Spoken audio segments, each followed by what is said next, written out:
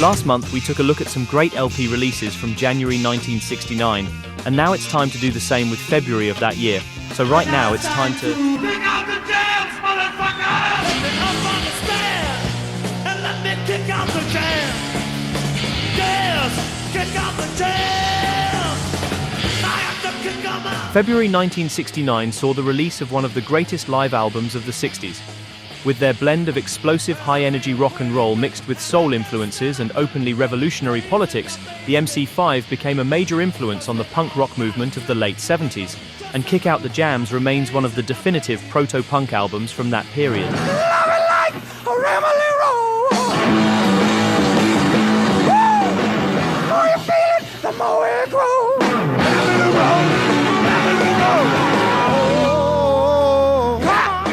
The album caused an immediate stir and sharply polarized critics and music fans. Reviews tended to fall at one of two extremes: glowing praise or outright hostility. Trade publications like Cashbox praised its wild, hard-driving energy and predicted that the MC5 would become Elektra's biggest act since The Doors. But in his inaugural review for Rolling Stone, Lester Bangs famously panned the album, describing it as ridiculous, overbearing, and pretentious. Even though Lester Bangs later completely reversed his opinion, eventually calling it one of his favorite albums, his original review echoed the tone of many critics at the time. In the Los Angeles Free Press, music critic Robert Gold went even further, dismissing the album as dogshit and describing the MC5 as a bunch of pretentious assholes who give Son Ra a bad name by merely mentioning him.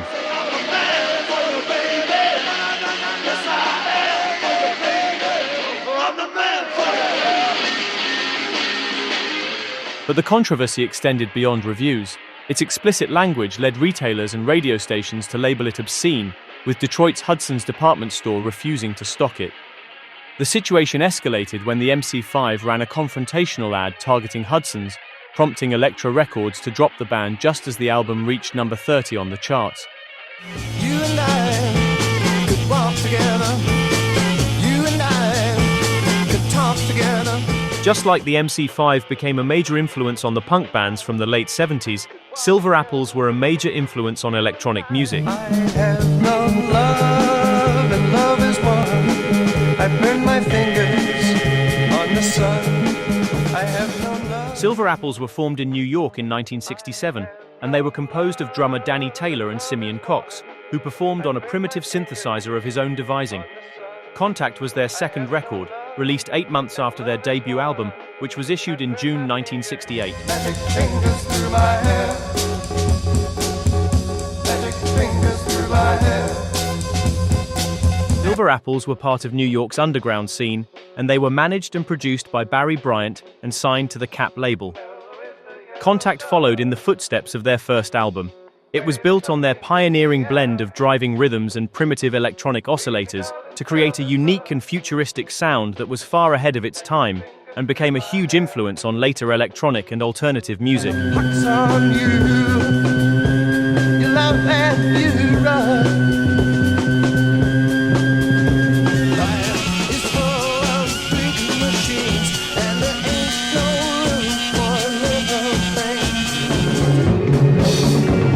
Once more in the center of his music, fantasy. The front and back cover artwork of the album was infamous for generating a lawsuit from Pan Am Airlines. The front features the duo in a Pan Am cockpit, while the back shows the band amongst plain wreckage. The resulting lawsuit by Pan Am against Silver Apples, coupled with the album's poor sales, led to the breakup of the band, and Contact became the group's last album until they eventually reunited 30 years later in 1998.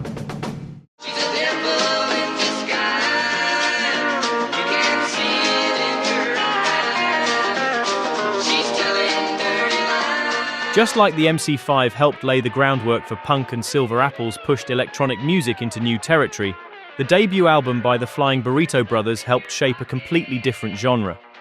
The Gilded Palace of Sin became one of the foundational records of country rock.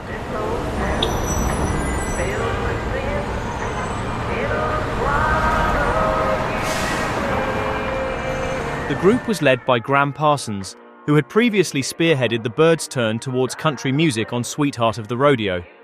But Parsons later fell out with the band after refusing to accompany them on a 1968 tour of South Africa, and 2 months later bassist Chris Hillman also left the Byrds to join Parsons in forming the Flying Burrito Brothers.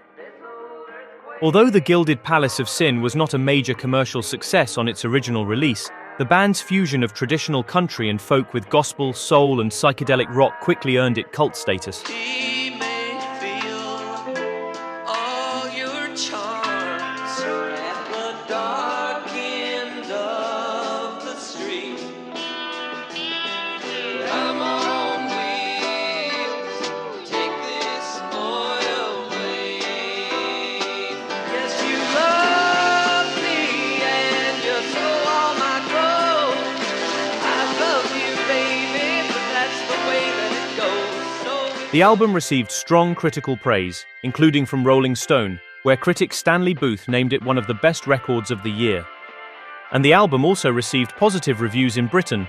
Beat Instrumental magazine wrote, With the current rise of country music, this album is bound to be heard by a lot of people, and it deserves to be heard. All the way through, the elements of rock and country intertwine to make one of the best albums in this idiom. The record only managed to reach number 164 on the Billboard charts, but The Gilded Palace of Sin is now widely regarded as one of the greatest debut albums of all time and a key influence on the development of 70s rock. Arab, I lost the ship in the Baltic Sea. Odessa was the sixth studio album by the Bee Gees and their first and only double LP of original material. The album was recorded in New York and London, and it's by far their most ambitious release, blending different sonorities such as Baroque pop, psychedelic touches, lush orchestration, and even country-flavored tunes. But above all, it's a masterclass in pure pop beauty, overflowing with exquisite melodies and incredible arrangements. I see the moon, I see the sky, I see reflections in my eye, and there's no one to share my mind. Keep on burning. I sat alone. The circus is coming to see you. The elephant smile. Headed to the freeway. Tried to find the Pasadena sign. The album was originally issued in an elaborate red-flocked cover with gold lettering and was intended as a semi-concept work centered around the sinking of a fictional ship. The recording of the album coincided with a period of internal disagreements among the three Gibb brothers, leading to Robin Gibb temporarily leaving the group. Even though Odessa is now widely regarded as one of the Bee Gees' most complex and significant albums of the 60s, the record received mixed reviews when it was originally released.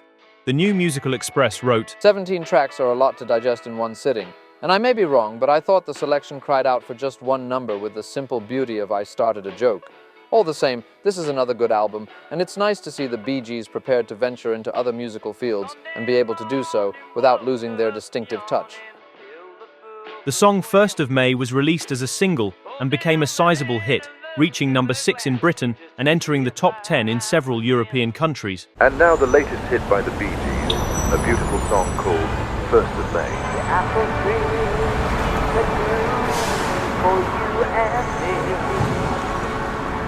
I watched the apples falling one by one. Despite the success of the single, however, the album did not achieve the commercial impact expected, and it marked the start of a period of declining sales for the group, a trend that continued until they reinvented themselves as a disco band later in the 70s.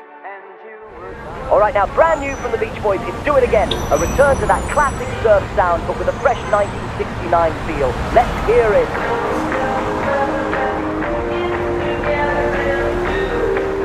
2020th is the 15th studio album by the Beach Boys, released on February 10, 1969. It was named 2020th because it marked the band's 20th overall release, including compilations and live albums. Brian Wilson was largely absent during the recording, having admitted himself into a psychiatric hospital, so several outtakes he had recorded years earlier were retrieved, and Carl and Dennis Wilson were forced to take on greater creative roles. 2 songs from the album, Do It Again and Bluebirds Over the Mountain, had already been released as singles months before, and Do It Again, with its self-conscious return to the band's early surf roots, became a major hit, reaching number 20 in the US and number 1 in the UK. The album also spawned two further singles, I Can Hear Music, which reached number 24 in the US,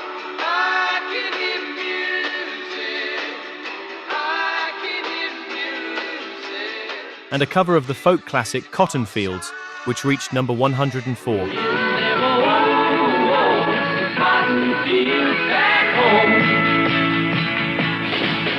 The album also famously includes Never Learn Not to Love, which was credited to Dennis Wilson, but was actually written by Charles Manson, who at the time was a close friend of Dennis. The album was released 6 months before the infamous Manson murders. Never had a lesson I ever learned, and I know I could never learn not to love you. By this time, the Beach Boys were enjoying greater success in Britain than in their native United States, a trend that began with the release of Pet Sounds in 1966, and 2020th ended up reaching number 3 in the UK, but stalled at number 68 in the US. Hear me calling loud. Stonehenge was the second studio album by 10 years after, and it marked a shift from their earlier approach into more experimental and psychedelic blues territory, mixing elements of jazz and early progressive rock with their core bluesy sound.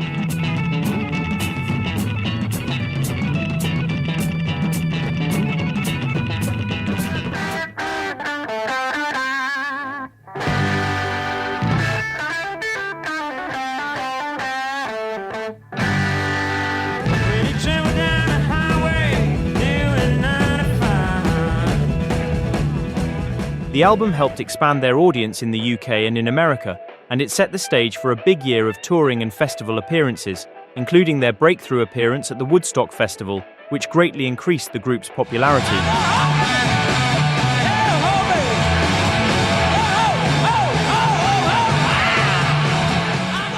The album received excellent reviews in the press. The New Musical Express wrote, Magnificent. This group's last album, Undead, was one of the best blues sets to come out of Britain. Now they have taken their music several stages further. There are still traces of blues, but also a lot of jazz and, for want of a better phrase, progressive pop. Alvin Lee, Chick Churchill, Leo Lyons and Rick Lee are all fine musicians, and all the material is original. It's most pleasing to note their use of dynamics and the way they hold themselves back, so that when all the stops are pulled out, it has some meaning and great dramatic effect. The net result is music that it is impossible to classify, but, with the aid of Mike Vernon's excellent production, is totally effective. This must be one of the best albums of 1969 and must be thoroughly recommended to the widest possible public. The album reached number 6 on the British Albums Chart, becoming their first top 10 album, and it stayed at the position for 3 weeks. In the US, where Durham Records was a subsidiary of London Records, the album reached number 61 on the Billboard Top LPs chart, becoming their first album to reach the top 100. 10 years after, I'm so glad, I'm glad. Goodbye was the fourth and final album by Cream, released shortly after their breakup in late 1968. The record mixes 3 live tracks from their October 1968 Forum concert in Los Angeles, with 3 studio recordings, giving fans both a snapshot of their powerful live sound and a last set of new material. Now, baby, get into my big black car. I'm sitting on top of the world. When I was young, they gave me a Monroe piano. Jam jar Parsons collar in the sky. Water in a fountain doesn't get me very high. One of the highlights among the studio tracks was Badge, which was co-written by Eric Clapton and George Harrison, and released as a single a couple of months later in April 1969. Thinking about the times you drove in my car. Goodbye served as a fitting farewell from one of the most influential power trios of the era, and it enjoyed great success upon release, topping the album's chart in Britain and also reaching number 2 on the US Billboard chart.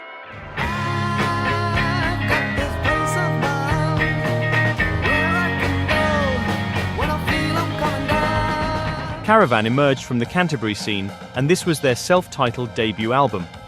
The group was formed in 1968, and they got signed to the Verve label, becoming the first British act they had ever signed. The record blended psychedelia with jazz influences and elements of early progressive rock, and it was marked by organ-driven arrangements and whimsical songwriting that pointed towards the band's future sound. I'm a magic man on a sea in the sky. Although Caravan failed to achieve major commercial success, the album received a notable amount of promotion at the time, with coverage in both the British and American music press. Early articles frequently predicted significant commercial and artistic success for the band, and the album was generally well received by critics. From here and there, a cry can be heard, not knowing whether to come. Verve Records released the album in February 1969, but only a few months later the label withdrew from the UK record business and dropped the band, cutting short what had been expected to be a major breakthrough. In retrospect, the album is viewed as an important early document of the Canterbury sound and a foundation for the band's later influence on progressive rock.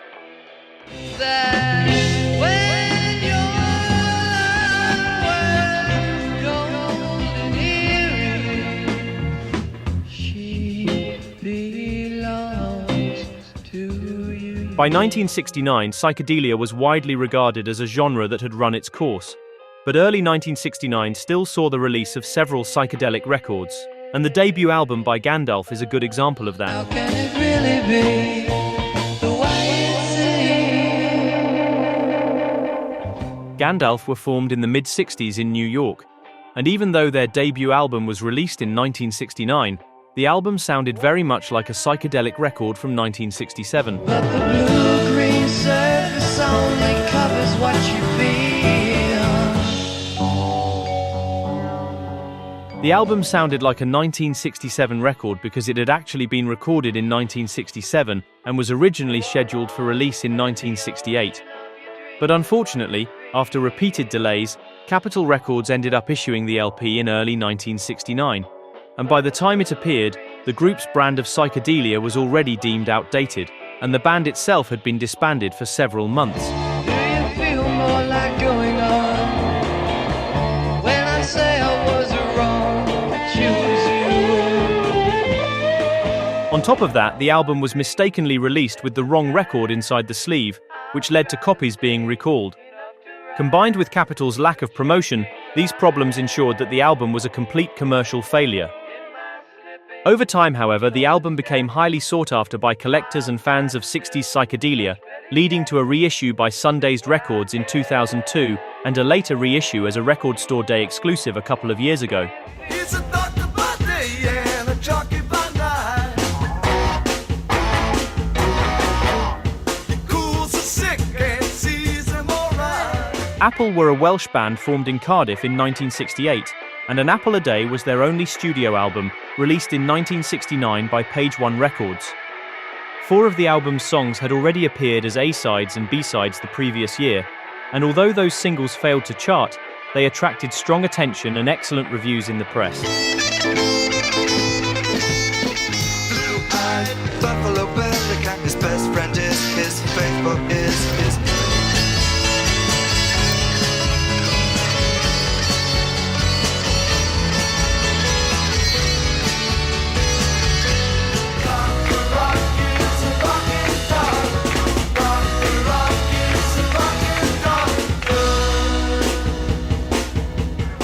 The positive response that the singles received encouraged their label to give the band the opportunity to record a full-length album.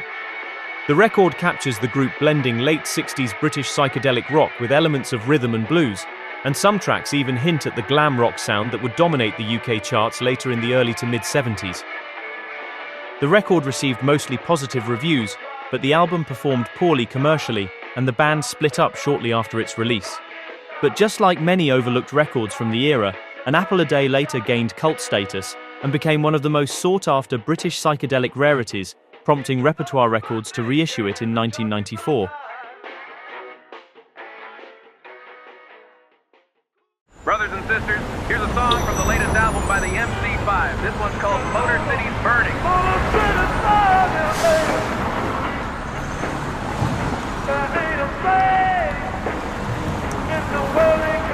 I hope you enjoyed this trip back to February 1969.